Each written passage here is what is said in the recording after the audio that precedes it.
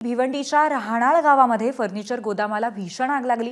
तब्बल 7 ते 8 गोदामं जळून खाक झाली आहेत आणि आग अजूनही पसरत आहे। परिसरातील नागरिकांना सुरक्षित ठिकाणी हलवण्यात आलंय आणि अग्निशमन दलाच्या 3 ते 4 गाड्या घटनास्थळी पोहोचल्या।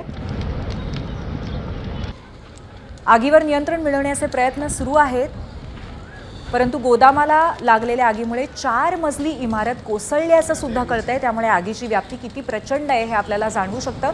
या दृश्यांमध्ये सुद्धा आपण पाहतोय भिवंडी परिसरामध्ये फर्निचरची गोदामं तशीच दुकानं अनेक आहेत, एकमेकाला लागून आहेत। त्यामुळे आग लागताच ती वेगानं पसरलेली आहे आणि प्रचंड मोठ्या प्रमाणावरती आगीचे आणि धुराचे लोट या परिसरात पाहायला मिळत आहेत। या संदर्भातच आढावा घेतलाय आमच्या प्रतिनिधींनी।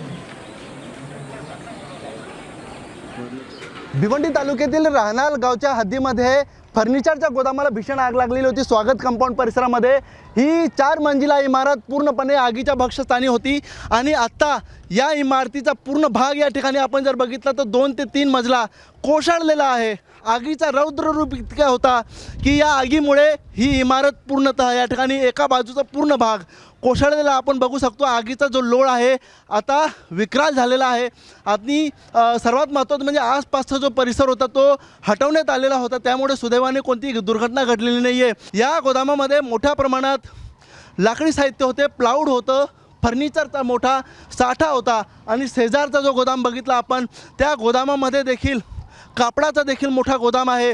त्यामुळे एकंदरीत आपण जर बघितलं तर आगीचे लोळ आपण बघू शकतो मोठ्या प्रमाणात आहे। आगीवरती नियंत्रण मिळवण्यासाठी भिवंडी, कल्याण, ठाणे येथील अग्निशमन दलाच्या 4 गाड्या दाखल होत्या आणि आगीवर सातत्याने नियंत्रण मिळवण्याचा सरतीचा प्रयत्न केला जात होता, मात्र अजूनही आगीवरती नियंत्रण मिळवण्यात आलेलं नाही आहे। आगीचं रौद्र रूप आपण बघू शकतो आणि ही पूर्ण इमारत जी आहे ती आता काही वेळापूर्वी या ठिकाणी कोसळलेली आहे।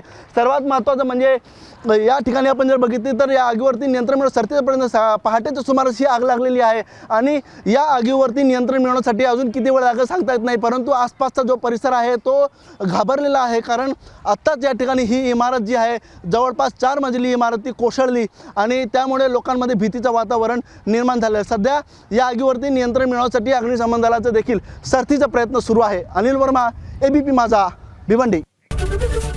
एबीपी माझा, उघडा डोळे बघा नीट।